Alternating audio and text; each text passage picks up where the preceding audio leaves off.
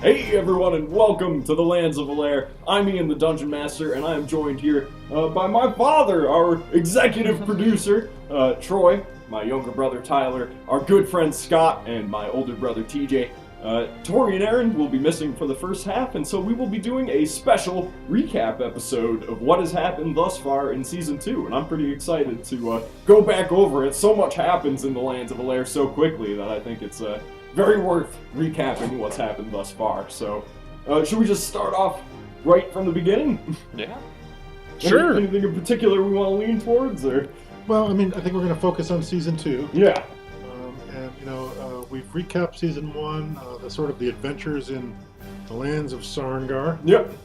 And now, in Season 2, this is the 6th episode in. Mm-hmm. And we've been spending that in Carid Morin, the land of the dwarves. Yeah, and the general kind of concept around Carid Morin is it's a land where great civilization has arisen and fallen, and now people are trying to pick up the scraps. And the overland and underground are teeming with horrible monsters.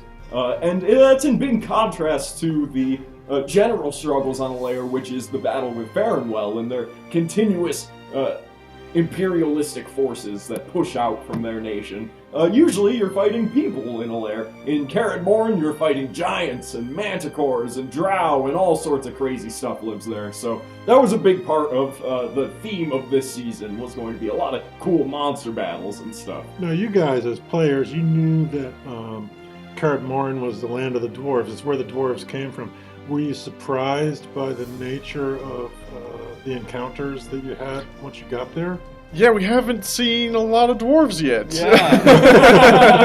I think for good reason, and we've learned a lot of that through the season, why we haven't encountered many thus far. But yeah, definitely the nature of Waterwheel, the giants sort of roaming the hills, the spider king Waterwheel, himself. I mean, a huge above-ground city. It's got sort of gnomish engineering driving the water wheels that power the lightning gates and all of that, which is designed to protect the city of Waterwheel from sort of encroaching giants and other types of creatures. So kind of very different than what you would expect from a dwarven society, which would typically be underground for one thing.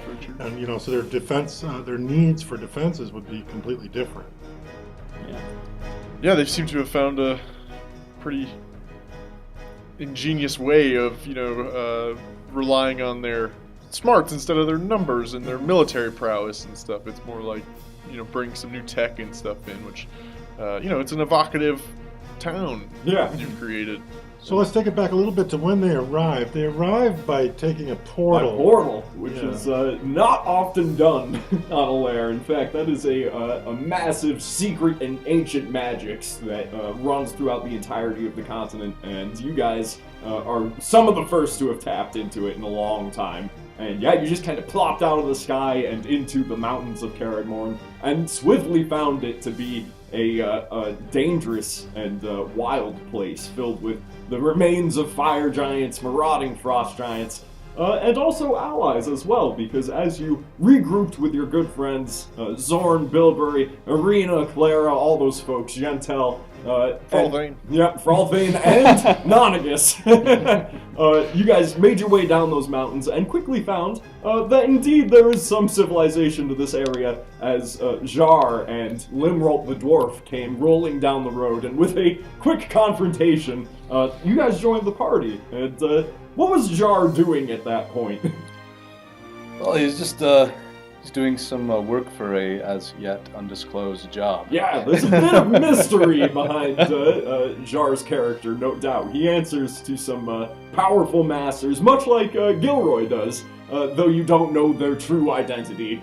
And it's pretty awesome that he had direction to make his way towards Waterwheel and so happened to stumble across these characters. Of course, Gilroy is human. Yes. So the assumption there is that his motivations are on the human side of things, whereas Jar is half drow. Yeah. So being half drow, the drow typically extremely evil. They take great pleasure in giving pain. Pretty much. They like killing things and all of that. So Jar had sort of an uphill battle to prove that he was it was appropriate to be part of this party. Still, I think he struggles with trying to earn their trust. Though you have at this point saved their ass a few times. Yeah. So I think Gilroy was more open to trusting Jar just due to the nature of the party he's been traveling with for so long. He's sort of hungering for somebody else that can at times be on his level in terms of knowledge and stuff. So he was quick to trust, and it's proven himself. He's proven beneficial. Definitely. Well, thus for far. one, Jar is a rogue bard. Yes. So he's full of skill and information, and that comes in handy when a party does not have a rogue and they get into a bunch of dungeon delving. Yeah. Any trap or lock you come across is pretty much, let's run into it! But Jar managed to definitely make use of those skills, find his niche in the party, and I think Gilroy is willing to overlook some moral ambiguity if they prove to be more useful than not. In particular, he's a talent scout, so right. Yeah. Melee and Erlon in particular are a bit more closed. Erlon is more concerned with his visions and meaning in this entirety of the journey, wanting to appease his ancestors, though he has made very good friends with Leander over time, and I'm sure he trusts the rest of the party implicitly. Whereas Melee simply is not very trusting. Probably still has doubts about Jar, and I think that's interesting. It's worthy that the party has such depth that there would be conflict there. She even had to pay for heals. Yes. Didn't want to be in Jar's debt. No doubt. And so you guys made your way to Waterwheel after seeing a pack of marauding frost giants, which you had not seen an enemy of that scale in some time. The biggest you had fought was the white dragon, the young one. These are all comparable in size to that creature, and so that was probably a bit foreboding. Definitely a warning of the manner of creature you'll stumble across in this area. And then you found, Waterwheel itself, which showed to have defenses against such creatures. They found a way to survive, and in no time you discovered just the variety of creatures that live in Waterwheel. How did you feel about that, walking through the gates, which are surrounded by ogre guards, to find hobgoblins and lizard men working alongside dwarves and halflings? I think it definitely... obviously, we thought we were in the kingdom of the dwarves. Yeah. At that point, kind of in the kingdom of... creatures. Yeah, creatures, yeah. Humanoids. Yeah. The kingdom of the things that dwarves hold grudges against. Usually they would. And in particular for Leander, who has faced a life of oppression because of his race being a half-orc, there was probably a sense of belonging. Yeah, no, I think if he didn't have this, higher calling and mission already on his mind, he'd probably stick around, for a few years at least. And, it's definitely more welcoming. Yeah. Yeah, welcome. than anywhere probably he's ever been. Sure, and it's prosperous as well, due to the water wheels, which the party quickly found to be malfunctioning. They were not turning correctly, and no doubt it was indeed gnomish engineering that created the lightning gate. And what other gnome would enter the Mechanics Guild than Singstalter from back in Loten and Sarengar? That was a bit of a light bulb turning on moment when we were thinking of how to connect you guys with the Mechanics Union. It was like, oh duh, Singstalter made his way over there. And so, how'd you guys feel about that surprise? Just boom, here's this gnome you used to know. Gilroy he had a few encounters with Singstalter in the first season. Yes. where we first met him in Lowton, and it started off sort of adversarial, but became a certain type of kinship. Mutual respect. Yeah, exactly. And I believe Gilroy told him he should leave Lowton. Yeah. He was basically like, get out of here. Yeah. Kingstalter ended up in Waterwheel because of Gilroy. Yeah, and that felt as a player really cool. Like, I had some sort of agency over the world and stuff. And as a character, I think Gilroy was glad to see him, put his, not just make stuff in his little workshop, but contribute to the success of the town and stuff, and he felt some responsibility for that. So, kinship continues to grow, I think. Definitely. And pulling away from that a little bit, it quickly felt as though everyone could kind of find a place in this town, as the town was lacking in clerics, so Arena found a way to make herself useful. Fralthing, who up until that point, not exactly a burden, but not exactly the type of guy that you want to bring into civilization with you, quickly found himself ingratiating with the local ogre community. Fralthane, half-ogre, being a man of incredible size, found himself becoming a market guard and actually quite enjoying the position and being good at it. Bilberry went off into some mischief, as he always does, and Zorn was often looking for spell books for Gilroy to peer into, as he had overheard Gilroy speak of needing to learn some new spells, essentially. He had progressed quite further in what he could do personally, but wizards need to study other wizards' work in order to truly become powerful. I know, and I haven't had a chance to really get a look at that. Yeah, dive into it. Yeah, Gilroy's looking for like 48 hours to study up. Yeah. You may very well have it soon. So, it seemed as though Waterwheel was going to be quite a nice place for this party, this true menagerie of folks that were traveling the countryside. Limeralt in particular also got into some mischief, your dwarvish partner, Jar, quickly alluding towards you and your people having something to do in town. Your mission in particular was to look into the mayor. The mayor who had established the town and led it to prosperity, essentially. And the mayor was this character who was originally shrouded in mystery, no doubt. She was, at the time, out in the countryside negotiating with Clan Molnar, and your mission was to check in with her, essentially, see what allies she had, and if there was anything of note to report back to your masters in Old Town. That would have to wait some time, though Limeralt himself was stirring up some trouble, and we'll see exactly where that leads in due time. Nowhere good, I'm certain. No! Ultimately, you guys went with Sinksalter to find out that the wheels, the water wheels, which power the Lightning Gate, as well as all the industry in town, were not spinning because they were lacking oil of slipperiness, which, like many magical components in Alaire, could be found naturally in the area. Problem being, the frost giants were going crazy, and the mayor's champion, who would normally take care of such errands, was incapacitated. So you met with Godric, the mayor's champion, a Goliath, who had been badly wounded by a being they called the Everlasting Father, a frost giant with multiple heads, multiple arms, truly a terrifying just creature to whip these things up into a frenzy. And you have not encountered him quite yet, though you did make it your way into his territory when you went into the Everdark Forests, which was the direction of the seeds that you needed. How foreboding.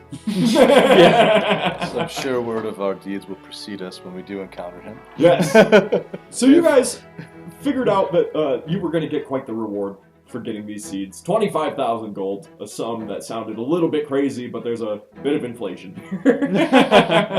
And you also figured that it was a good way to ingratiate yourself with the mayor when she returned to town if the water wheels were once again spinning. So you made your way north into the Everdark Forest, and found, like many places in Alaire, this area is filled with ruins. Old dwarvish ruins.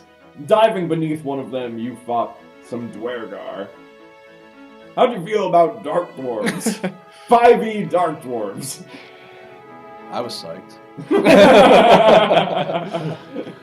The Dark Dwarves they have the strangest ability that They you do. just don't think of them as dwarves as having the ability to magically enlarge themselves into being Like these 10-foot tall. very large creatures. Yeah. And then go invisible. Yeah. Yeah. Very interesting. Their innate magic is some of the strangest stuff you'll see in the monster manual, but Yeah. they're also very interesting enemies. And that was a nice little dungeon delve leading to you guys finding some powerful equipment as well as some scrolls. Yeah.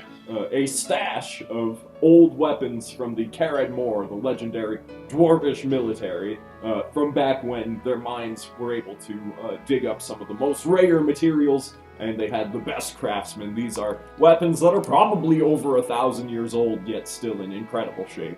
And now they belong to the party. We also freed a druid. Yes, you while we were did. down An there. evil druid, Zelriak. That was an interesting choice. Gilroy kind of ended up making the decision. Yeah, he's finding himself more and more a man of action, and the guy promised us safe passage through the swamp and stuff if we freed him, and that seemed like a pretty decent deal to Gilroy. And Gilroy figured, if he didn't live up to his word, we would all just kill him. He was badly outnumbered. Yeah, and I'd seen these guys fight, and not to underestimate the enemy, but it's he sort of sussed him out and figured we could probably take him if we need to, but it'd be better if we didn't have to. Fair enough. And I was wondering how that was going to ultimately end up. If you were going to leave him there locked up, or end up killing him and fighting him, or end up letting him go. But indeed, it did prove to be quite useful, as your trek out of the swamps in the Everdark Forest was rather smooth. You're not sure if that was exactly the doings of the druid, but you figure you might have ran into trouble one way or another if you had not freed him. Mm-hmm. You quickly made your way up towards where the seeds, the tree that grows the oily seeds from which you could make oil of slipperiness, which was of course surrounded by frost giants next to one of their caves. You defeated those frost giants, who hurled some flaming seeds in your direction, and managed to overcome them and gather up the required seeds. That was quite an adventure to make your way all the way to those components. But I did want you to see just how rugged this terrain was, how crazy the creatures in this area were, and just what surprises you may come across. You guys made your way back towards Waterwheel, also finding a blocked-over cave there that had a cryptic message, since Erlon had gained the ability recently to read Giantish, that told him only those with the blood of the everlasting Father may enter, and we may return to that at some point. Right. You guys made your way back to Waterwheel, and around this time in Waterwheel, you figured out essentially the history of the space, how Waterwheel came to be. The dwarves underneath Clan Molnar, which had ruled with a pretty iron fist for the past many centuries, they're looked at as heroes, as true leaders and true dwarvish royalty. They had built and established a great many strongholds throughout the land, but as Farinwell began to push north past Sarangar and towards the west into their lands, instead of going into a war with them, which they figured would not be particularly profitable given the trouble they faced from the Underdark, they began selling off property to them, selling off old dwarvish strongholds, which truly shook faith in Clan Molnar. The dwarves could not believe that they would let go of their ancestral homes like that. And so many began to abandon their homes under the mountains in order to establish homes along the rivers and the Great Lake Serenalter. They were pushed back by monsters for a long time and eventually fought with Clan Molnar themselves, and a truce was made not too long after you guys arrived, finally allowing Waterwheel to kind of establish itself in the region and among the world at large. And so that's how, that's the gist of how Waterwheel ended up where it is and what it's doing. And you guys made your way back, delivered the seeds to Singstalter, got your 25,000 gold, and found that the armor and weapons here are crazy expensive. Yeah, prohibitively expensive. Well, that's what happens when you reach level 8, 9, so on and so forth. Stuff starts becoming crazy pricey. Oh, what happened past then? The heist. Yeah, a little bit before the heist, and then the heist. Yeah, you met up with Bilberry, who had been planning to steal from a local hobgoblin a particular relic, an artifact of sorts. And how did you guys feel hearing that the upcoming quest was a heist? After all that fighting in the wilderness and dungeon delving and whatnot, next up, make your way through a fancy party and steal an ancient relic. Definitely a change of pace. Yes. Especially with somebody like Earl on Yeah, in the group. Yeah. Gilroy was more interested in the party half of it. Sure. And that was proven by his time in the card room or the Absolutely. dice room, Yeah. where he sort of cleaned up the table and met some influential people. So that's how I treated it. Personally, I was like, finally something my character's built for. Yes, absolutely. Yeah. No need to focus in on the sneak attacks and how many d6s you can roll when it's all RPing your way past guards and slipping past. Yeah. Right, exactly, and it was an opportunity for Jar to show his value in the group, because he was able to do that second story work, slip around, slip through the building, Absolutely. locate the heisting item, Yes. and make off with it. Yeah, and Bilberry was quite appreciative of his help, because he probably couldn't have done it without someone so stealthy as Jar. There's a great many guards set up in this party, and ultimately, as you guys made your way through with some distractions from melee, some card games with Gilroy, and your slipperiness, Jar, you managed to retrieve that particular item. Melee had a cool moment in that scene, in that she was sort of almost escorted in through the doors. Yeah. She was the one that gained us access, so...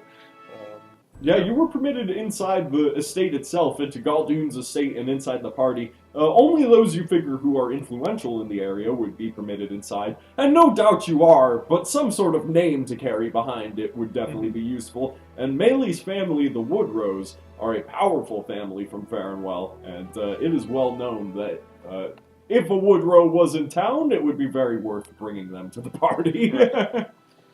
Don't forget our scarves, though.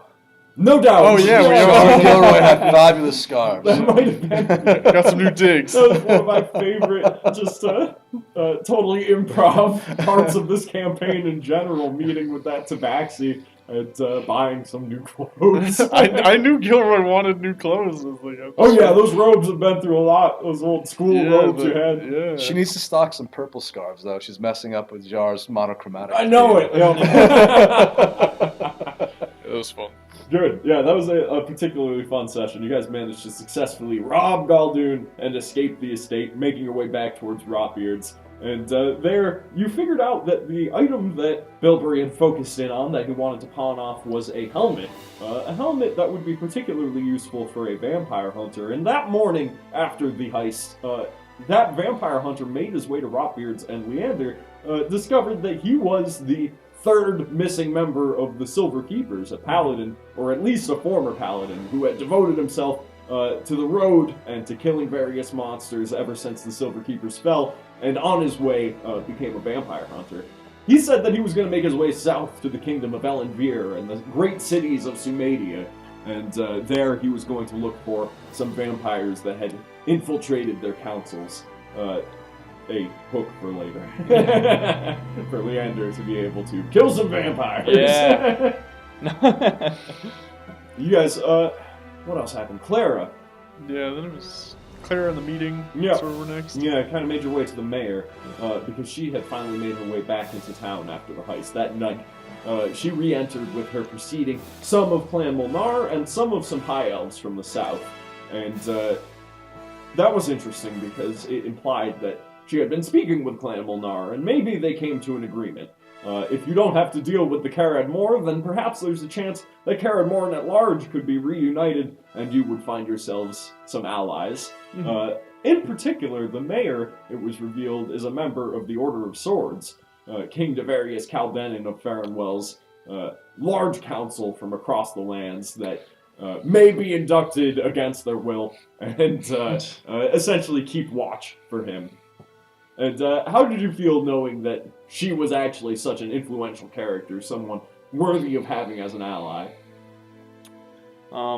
Obviously that we had to get her on our side. Yeah, establish that relationship, Yeah. yeah.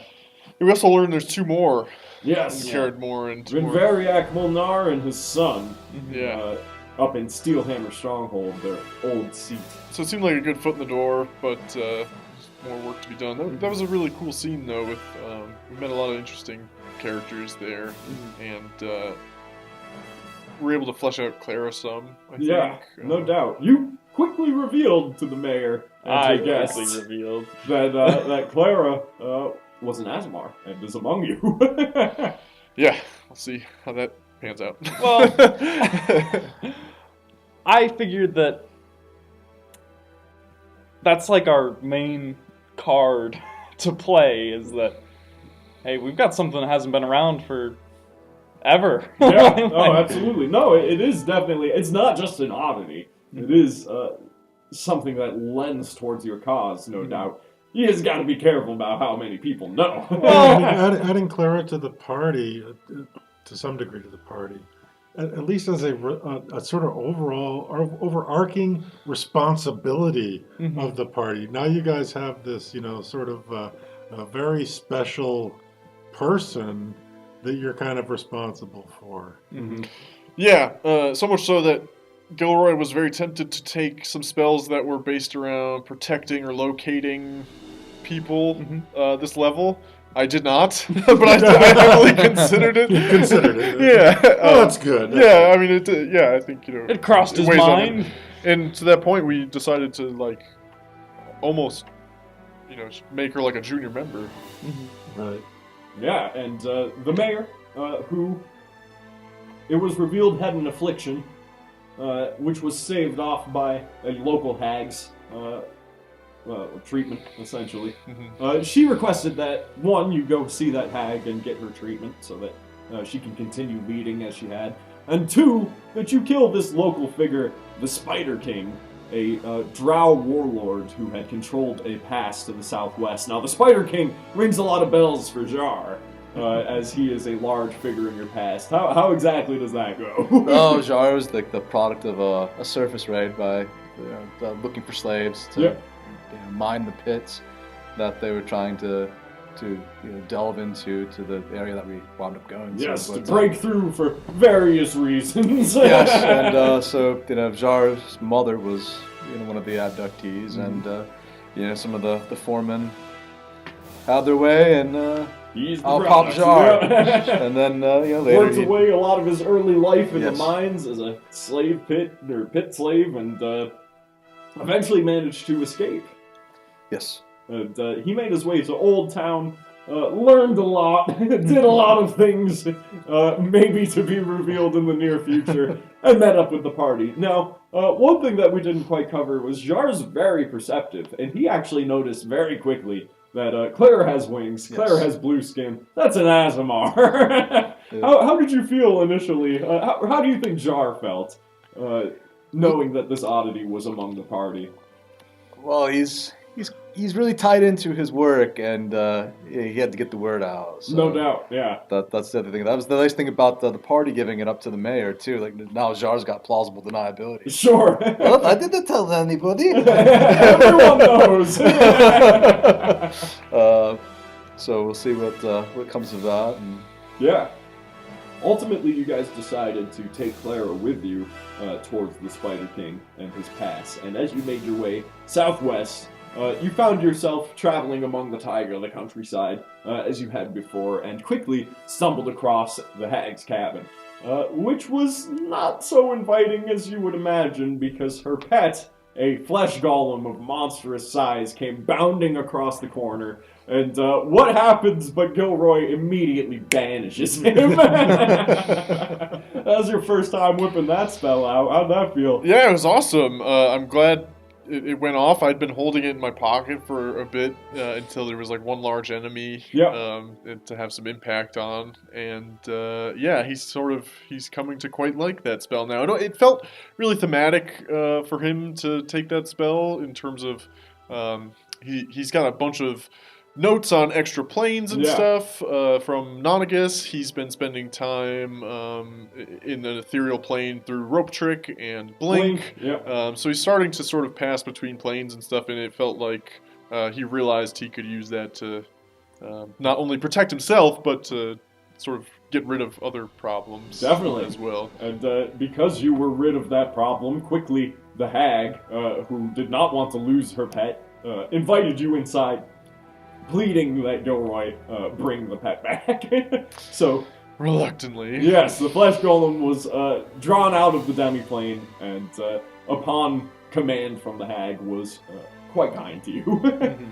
You were permitted inside, and of course found... It was cool though because it also gave Gilroy almost a negotiation point with the hag. Oh, no doubt, The hag didn't want to lose that thing. Gilroy kind of had control of whether it could return or not. Yeah, you got 1 minute, or else it's banished to that demiplane forever. Yeah, so it kind of it changed the hag's disposition a little bit. She kind of felt like she needed to sort of work along with the party a little bit. No doubt.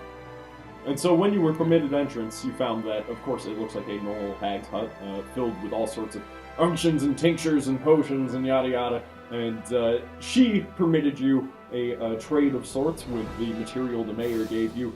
She gave you a amulet, much like you had seen the mayor wearing, a ruby amulet, which is actually a amulet of health. That's the DM's guide.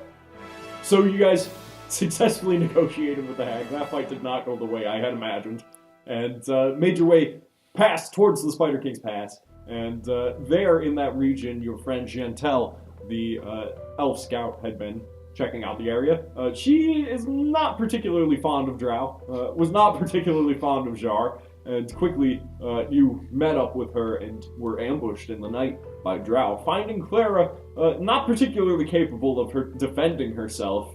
Though, of course, you can defend her, you figure it may be time to teach her some of the skills you've learned along the road.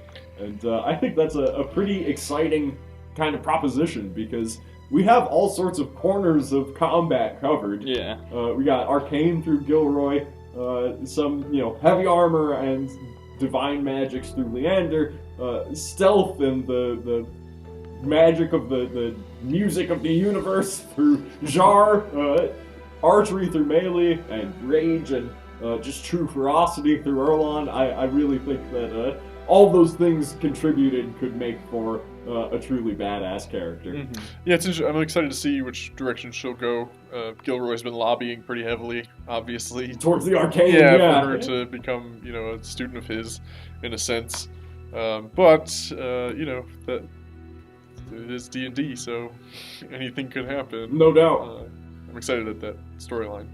And so you guys made your way to the Spider King's Pass after the night had gone by, and fought your way past some Umber Hulks.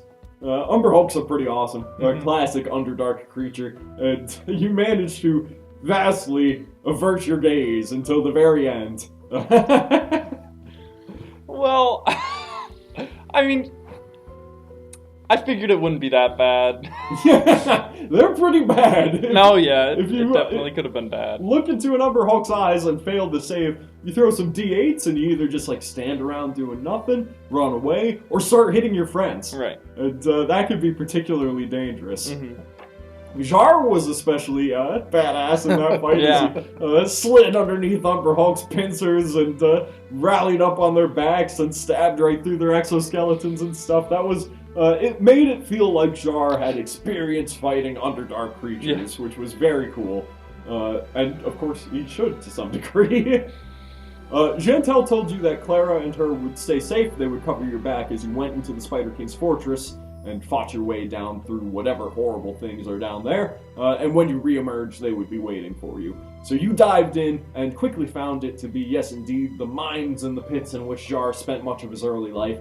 Still being worked away at by slaves, much as they had in the past, and it seems as though the nighttime raids for more slaves are ongoing. Even after all these years, the Spider King and whatever he intends to do mining here still is unfulfilled. So you went through, fought the slave masters, freed those particular slaves, and found out that deep below in a circular kind of tunnel that went far underground beyond the mine, there was a Drow warlord, a wizard of sorts. That was probably pretty foreboding, as Drow who study magic tend to be quite skilled. you know that in particular, Jar Drow are as long-lived as elves, and if they get a chance to study up on something for a few centuries, they're gonna be pretty damn good at it. So, diving into that, you had a clue of what to expect, yet still, you were surprised when you reached the ruins. And of course, Alaire has a bunch of ruins. It's not your first time going into ruins like that. You dive deep enough under a mountain, you're going to find some ruins in Alaire. Much like the ones by the divining pool in Sarangar. Kind of reminded you of that structure, as well as perhaps the ones under the Shrine of Shanti, where you use the portal. Or the ones with the Dwergar. yeah, exactly. So, diving into this ruins, you guys first went into the Drider's egg room. Mm-hmm. Anyone with arachnophobia would particularly dislike that room. We had set up a pretty fun trap there by, we were wondering, what kind of traps would a Drider set up in particular? And we had this room that was filled with what looked like endless pits. So we were like, oh, those are the egg pits, and what's going to happen when anyone steps in here is a bunch of spiders. Just a ton of spiders are going to jump out. And I think that made for a particularly intriguing fight. Yeah, and it's worth mentioning, I mean, the Driders on their own are horrific. Yes. Mm-hmm. I mean, there were 3 Driders in that room. Yeah. And Driders are essentially drow centaurs in that they have human or drow torsos and heads and arms on top of giant spider bodies. Mm-hmm. I mean, they're big, they're scary looking, they're total abominations. And then you combine that with a room that could suddenly essentially erupt with fist-sized spiders. That was kind of horrifying. Yeah. Definitely. Yeah, it was. It didn't. And the first time it erupted, I saw it on the map there, and I was like, oh crap! What did we do wrong? No, this is the way that room goes. However, reasonably so, a fireball can take care of a lot of those guys. Yeah. So I figured that's the way that trap can be disarmed, is with some good area of effect magics. Yeah, it turned out to be more psychological damaging than anything else. No doubt.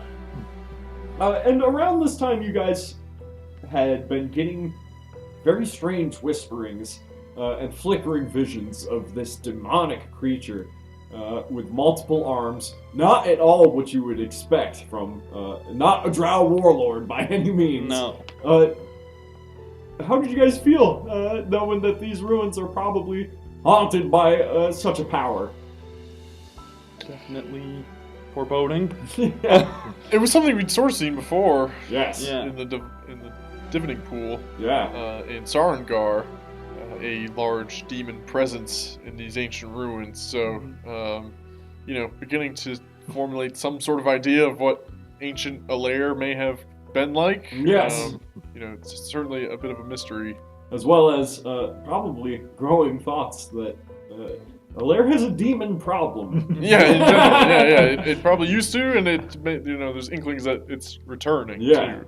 And though of course Farewell and the armies marching about and spreading in every direction is on the forefront of everyone's mind, you're slowly peeling back the layers and seeing that though that is a major threat, there's something else out here. Something a lot older. Yeah. Exactly. And so you guys made your way then beyond the. Did you go north before going? Yeah. So you met with the statues. Yeah. I struggled with those statues for a long time, for the whole week. I was like, what do the statues do? I was like, you know what? The magic on them went awry. They're goofballs. They made for, I think, at that point, much needed comic relief. Yes, that absolutely. session was dark, especially from my perspective with Jar. This is like going home, the hell that raised him, and the Driders, the Drow, the climbing deeper, the images of this demonic figure, your spider trap that we just mentioned, and then you end up with these two. I'm picturing in my head like just these two naked marble statues, just like, Hey, how you doing? Yeah, Nice day. Yeah. It's like, yeah, and meant to guard secrets, but really bad at it. It's like, oh yeah, where's the treasure? Oh, it's behind that door. That kind of stuff. Yeah. I was particularly pleased with how that turned out, and yeah, I think it was a little beacon of light inside this horrific pit of darkness. Yeah. And you guys, knowing that there wasn't too much more to do in that direction, turned around and made your way to the southeastern corner of the dungeon, where you found many slaves chained up, these ones in even worse shape than those who were working the mine, and even more terrifying, they seem to be set up as sacrifices for some demonic rituals. Seems as though this drow warlord wizard was dabbling in summoning some of the most horrific beasts to exist in the multiverse. And you quickly found such a beast, a stench demon monster. It started with an H, I think. They're a particularly weird one, but they were a good challenge rating. Guess what? He was banished. Beyond. Banished number 2. Yeah. He actually had a decent charisma save too, but given many legendary resistances, I rolled low, so that fight was over before it began, and that demon, as they should be, was dragged back to the abyss violently. Yeah, a little different than the flesh golem. Yeah, definitely. Like the flesh golem, when their home plane is the material plane, you put them in a harmless den plane. Yeah. That's a lot better than being sucked back to the depths of the abyss. Yeah. Demons hate it there. However, it is the best way to be rid of them, essentially. So yeah, that was a nice move from Gilroy. He's probably starting to feel pretty powerful. He is, and I talked a little bit about this in the last episode, and that, like, I don't know how you could be a wizard at this level and not start to sort of go, not mad with power, but just realize you're unlocking such secret stuff that really nobody else has access to. I don't understand how you can't, like, sort of lose it a little bit, in a sense, because, yeah, it's just like, you know, imagine if somebody could do that in the real world, like, you would go crazy. Like thinking about all this stuff you could do. And he was really mad at the other wizard after talking to the statues. Absolutely. He just wanted to, like, lay the beat down, and anything in his way was just like, get out of here. Personally, I think Gilroy is going mad with power. You're just trying to sugarcoat it. So, you banished the demon in the sacrificial chamber and made your way north towards the wizard. It was the last corner. Had quite the fight with the wizard and his drow bodyguard, the elite guard that were left. Drow wizards being very capable with the 5th level spell Cloud Kill, which just leaves a cloud of gas, and you sit in that and take 5d8 around. That quickly kills people. Yeah. As well as lightning bolt, so you'll get blasted, and it happened, but just so happens they sit with a low constitution, like many other wizards, and if you hit them hard enough, they die pretty quick. Yep. So that's exactly what happened, as you guys rushed in on him after slaying his bodyguards and using the tightness of the corridors to your advantage, essentially. You charged him and dispatched him. No doubt he had been maintaining the persona of the Spider King, but he wasn't the real Spider King, as you found in his notebook that he had been focusing in on summoning a particular demon, which he referred to as the Spider King, and wanted to bring back his rise on Alaire. And So this drow wizard then was the Spider King that Jar knew. Yes. As the Spider King. Yeah, but he really had taken that persona from this dark influence that had been dragging him towards his studies and exactly what he went into, being this demon, the Spider King. And in his journal was exactly the means of summoning him forth so that the drow wizard could get command from him. However, he also noted that he had successfully done the ritual to bring him to the material plane permanently. It was only a matter of time. And if someone were to once again do a very similar ritual, he would be banished and once again dragged into the abyss. You guys took a rest as needed. I'm glad you did. And set up the candles and busted your way into the central altar of the Spider King's fortress, summoning forth the beast himself, who had a full 300 HP, plus 10 to hit. Jeez. Made 4 attacks around with 16 slashing damage on a hit. That is a truly dangerous enemy. A few legendary resistances, which he made use of, a few legendary actions he made use of. However, Jar managed to stealth his way up over to the altar, slip past him, and do the ritual that would severely weaken him. No, he caught up with you. Yes, I put a target on Jar's back. Yeah, how do you feel with I mean, it needed to be a desperate fight against such a creature of power, of course. How did you feel, back to the wall, this thing slashing into you, jumped up on the altar? I thought I was going to be rolling up a new character. To be honest, it's like... You rolled a nat 1 on your first death saving throw. Yeah. Like, you got no more chances, basically. You got a 50-50. Yeah, that was a particularly dangerous circumstance, and I was a bit afraid for Jar as well. However, you guys managed to pull through, ultimately slaying the Spider King and just smotting him on the floor, and he is once again brought back to the abyss. It was rather nice. Like, I forget who was it that healed Jar in that situation. I think it was Erlon. Potion. So the Jar got his turn, and he finished the. Finally finished the Spider Queen. He's like, turn about. That was pretty awesome. That was a particularly good fight, and I think a good twist on that dungeon. When we saw that altar and stuff, there was no way that we were going to leave it without some amazing demon fight in there. And so that brings us up to the end of last week. Essentially, yeah. So, and to sort of right now. And the characters gained a level. Yes. As well as a sizable portion of gold. Yeah. There was a treasure room that was unlike we'd ever seen before. Yeah, well, it just so happens that spells of that power require a lot of gold. And so, what level is Gilroy now? Level 8. Nice. And you started this campaign at level 1, right? Yeah. I think I mentioned this last week.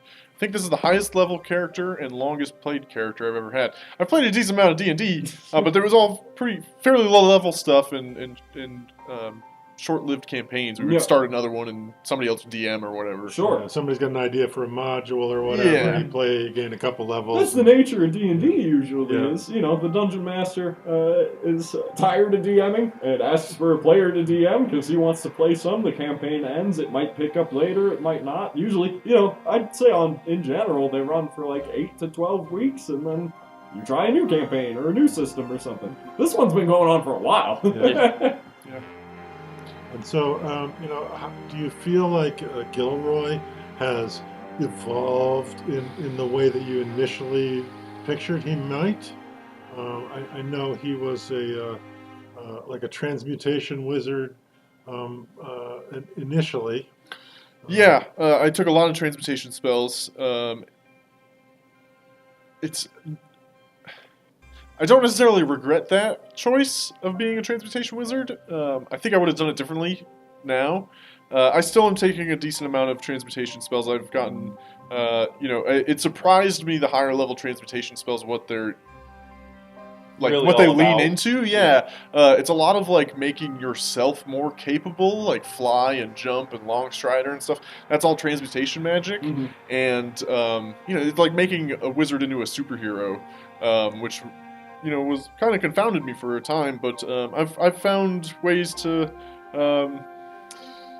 fit my character model into that role, and I would like to lean more into my Transmuter Stone, which made an appearance at the end of the first season, I think, and I haven't used it so heavily since then.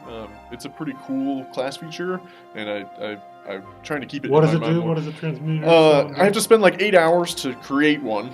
And then it has a number of different capabilities.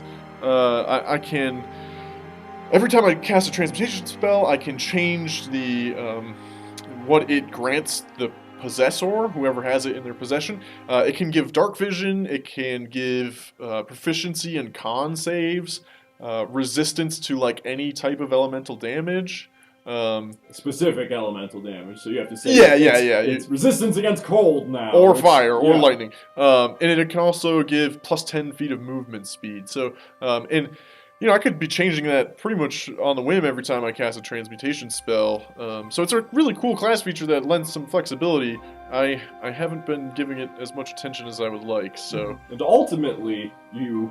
around 14th level, get greater transmutation stones. Yeah, and it breaks the stone when I use that class feature, but it has some really crazy, like restore life, like it brings a dead thing back to life. Yeah, like legitimately, like it could be a pile of bones. Yeah, and you can just bring it back. That's a human now. Yeah, or it can like reduce your apparent age by 3d10 years. It doesn't actually reduce your real age, but you look much younger, or remove like all curses, afflictions, diseases, and it breaks the stone, but then you spend another 8 hours focusing, and you got another one. Yeah, so it has like really cool, flexible, powerful effects in it. And so this latest level that you gained, how did you kind of set Gilroy up?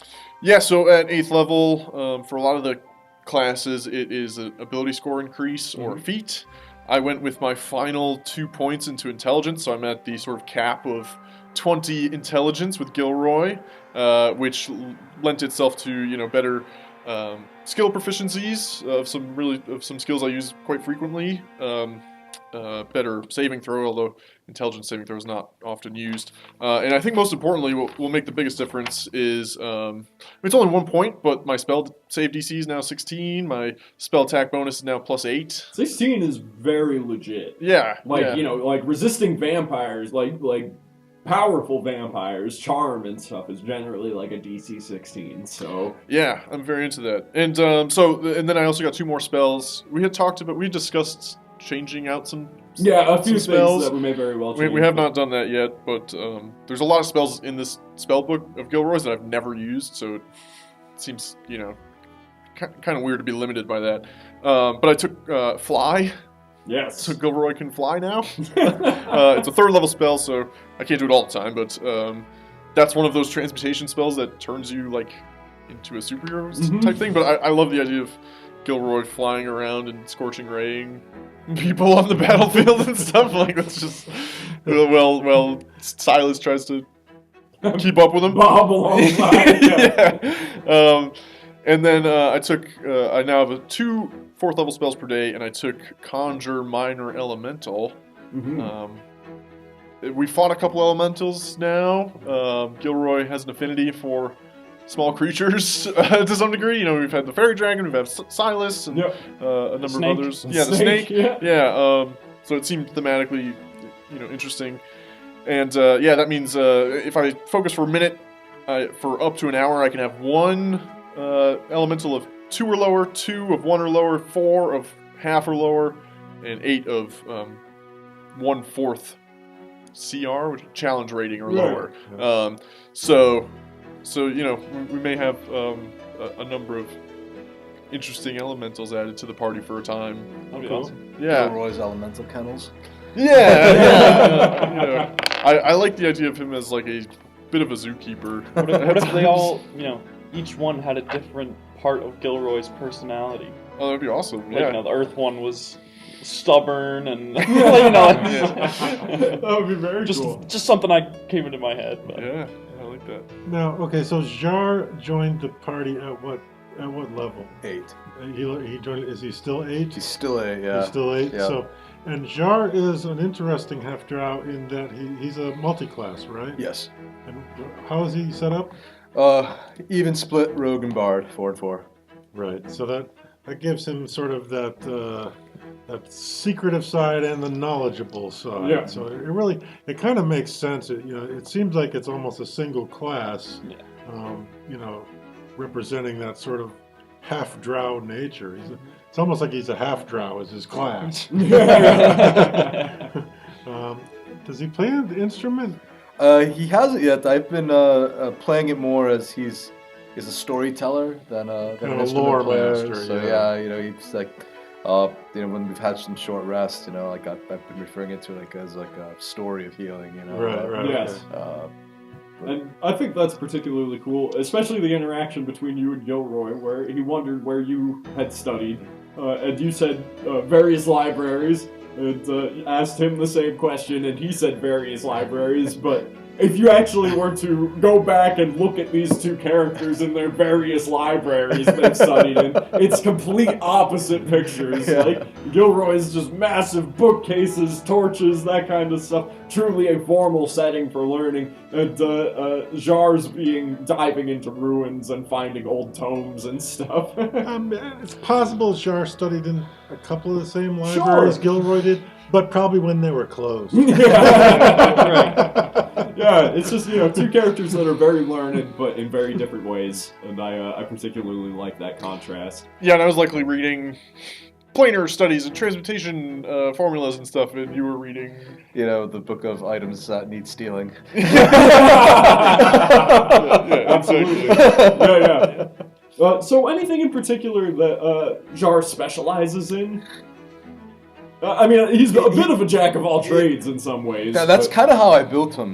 Just be like, just a skill monkey. Definitely. A little of this, little of that, but he's definitely sneakier. Like, part of the idea that I had was like referencing the whole book of things that need to be stolen is he goes around, he learns about things like local tales and all that, like legends, and then tries to find things. He's almost like a Tomb Raider, absolutely, type, for his employers and a little bit for him, of course. But so he learns to be able to identify things, then goes dungeon delving, picks them up and identifies them and brings them home and gets paid. Definitely. Does he have a magic item or anything that he feels sort of most connected to or most important to him or who he is? No, not yet. So, although he's just starting to like that short sword that he kind of turned down at first. Kind of liking the rapier, and then decided to gift it to Clara. She needed a nice finesse weapon. Your advice to Clara was also interesting in that it's best to avoid a fight. Yeah. And I think that especially at the point that you guys are at and the challenges she's facing, probably pretty good advice. Don't want to see her get one hit by some Frost Giant's boulder or something. Yeah. So learning to hide might be a good first step. And that's the other thing, like with Jar, is like I think he actively tries to avoid fights. If there's a way around fighting things, you get in, get out quiet, get the loot. Got to see that pretty dang well in the heist for sure. Yeah. Yep. So definitely, that's some cool stuff. I'm looking forward to what more he contributes. And so that brings us finally to Leander, our half-orc paladin, which we've always sort of labeled as a weird. A weird class, being a half-orc and a paladin, both at the same time. But he's him being in the party has made a huge difference in its ability to sort of survive. Yeah. And recently he's gained the ability to sort of summon his intelligent warhorse. Yep. So, of all the characters, he's got sort of a level of outdoor mobility that maybe except for when Gilroy chooses to fly. I think they would match speed. They'd be similar in speed. So what else is going? He's also grown from level 1 all the way up to level 8 now. Has he evolved in the way that you originally thought he would and planned for him to? I think he's definitely changed just as the campaign's gone on. If I were to put it into words, in the very beginning of Season 1, he was definitely this kind of naive, fresh out of the temple paladin. And after losing, the order, he became a bit hot-headed without kind of a purpose. Yeah. Arena definitely helped with that once he met back up with her in Lowton. And definitely once... he found that kind of responsibility and purpose again, both with getting messages from Torm and finally finding Clara. He's kind of gone back into that almost not priestly, but pious. Yeah, pious and more of a protector.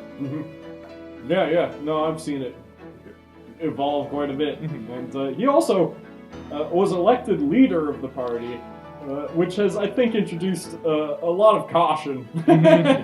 He doesn't want to get everyone killed, so... Yeah, he definitely seems to come off as having a great sense of responsibility for everyone in the party, and for Clara in particular. Yeah. And Arena has been hammering into him this season. Above all things, no matter what else happens, Clara has to be kept safe. Right. And you suspect that that's probably a similar command she's been given from Torm. Yeah. So, and you believe her implicitly on that. So, of course, yeah. That's no less a burden than all the other party members you have to look out for, of course, and puts a little bit of tension on it, because ultimately, who are you supposed to look out for? These people that you've been traveling with for so long, or this kind of mystery? You don't know what she's good for or who she is, really, so where are you supposed to put your faith? Yeah, that's definitely come across his mind a few times. I suppose we'll see. Yes. And so, becoming level 8, where'd your points go? Well, I was sitting with a 17 strength and a 15 charisma. Oh, that has to go. So getting that ability score improvement, obviously. Playing the meta a little bit. And I think it also makes sense. He's obviously gotten stronger. Yeah. And definitely a bit more of a leader, adding to his charisma. So that gets me a +4 in strength and a +3 in charisma, which is huge. Definitely. Because for paladins, charisma basically is put It's also on top strength. of everything. Yep. Yeah. Which, doesn't it's not necessarily all his personality, but also his ties with religion. Definitely. And, I think it'll definitely set him up for some cool opportunities. Very cool. Yeah, in particular, when Leander fights, I do not have a token for the horse that works because of the nature of Roll20, but note how fast he moves. Picture him on a horse. Cool. Anything more we need to cover for Season 2 recap? I think that's the core of it. We're hoping that Torian Aaron or Melee and Erlon show up shortly. Yep. And we're going to be doing a sort of an actual session after the break. Yep, that's the idea.